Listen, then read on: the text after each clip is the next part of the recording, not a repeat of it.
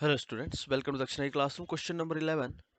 Given four non-zero vectors A vector, B vector, C and D, the vectors A, B, C are coplanar but non-collinear pair by pair, and vector D is not coplanar with vectors A, B, C, and angle between A, B, B, C pi by 3, DA alpha, DB beta, then prove that angle between DC is this. Okay, क्या बोला गया आपसे कि A, B, B, C, ये मान लो A vector है, ये है B वेक्टर, ये एंगल कितना दे रखा है पाई बाई 3, और C वेक्टर है, ये एंगल कितना दे रखा, ये एंगल भी कितना दे रखा है पाई बाई 3। कैसे? ए बी और बी सी के बीच का angle pi by 3 pi by 3। तो यहाँ से हम ये बोल सकते हैं कि B cap is equal to A cap plus C cap. इसके अलावा एक यूनिट वेक्टर लिया और इसके अलावा एक यूनिट वेक्टर, तो इन दोनों का सम ये होगा रिजल्टेंट, क्योंकि एंगल सेम है। आगे बात समझ में? तो हमने ए कैप बी कैप और सी कैप में चलेंगे यूनिट वेक्टर्स में, किस डायरेक्शन में? A vector B vector C vector की डायरेक्शन में। ओके, अब अब आगे क्या बोला है कि एक वेक्टर डी है जो इन दोनों के प्लेन में नहीं है, तो उसको हमने ऐसे लिख दिया। ये डॉट मतलब इस प्लेन से बाहर, जो गिवन प्लेन है उस प्लेन से बाहर, तो इसको बोला डी वेक्टर। ठीक है, और डी का ए के साथ जो एंगल बन रहा है वो बन रहा है आपका अल्फा। डी का बी के साथ जो एंगल बन रहा है बी, हाँ बी के साथ वो बन रहा है आपका बीटा।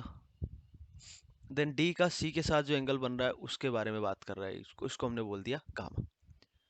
ठीक है, तो सिंपली हमने क्या किया, डी के साथ इसका डॉट ले लिया, तो डी डॉट बी कैप, या डॉट लेने से या और अच्छे समझना है तो ऐसे समझो, डी का प्रोजेक्शन बी पे वो क्या होगा, D dot B cap. Okay, फिर डी का प्रोजेक्शन ए पे वो होगा डी डॉट ए कैप, तो वही बराबर ही होना चाहिए।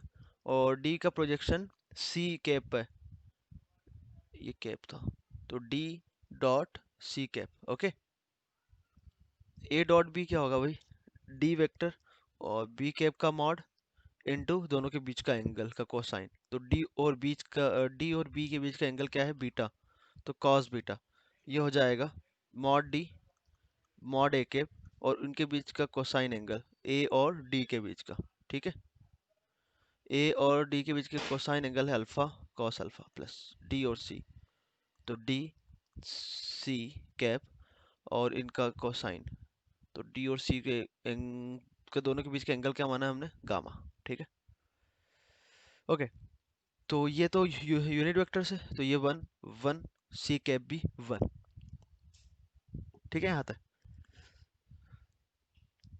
तो इसको इधर लाए तो मॉड डी कॉमन आया, तो cos beta minus cos alpha. ठीक है, इधर है मॉड डी कॉस गामा।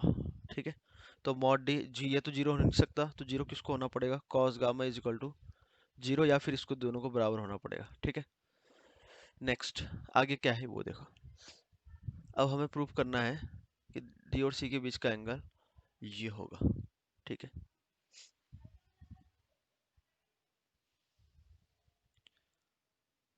हाँ ठीक है, अब हमने क्या किया, इनवर्स लिया दोनों तरफ, तो cos inverse cos gamma is equal to cos inverse cos beta minus cos alpha. अब गामा जो है वो दो वेक्टर के बीच का एंगल है, दो वेक्टर के बीच का एंगल क्या होता है, जीरो से पाई, जीरो से पाई होता है, तो कॉस इनवर्स कॉस थीटा क्या खुलता है, गामा ही थीटा ही खुलता है, तो ये हो गया cos beta minus cos alpha. आगे बात समझ में? So this is your answer, this hence proof. ठीक है,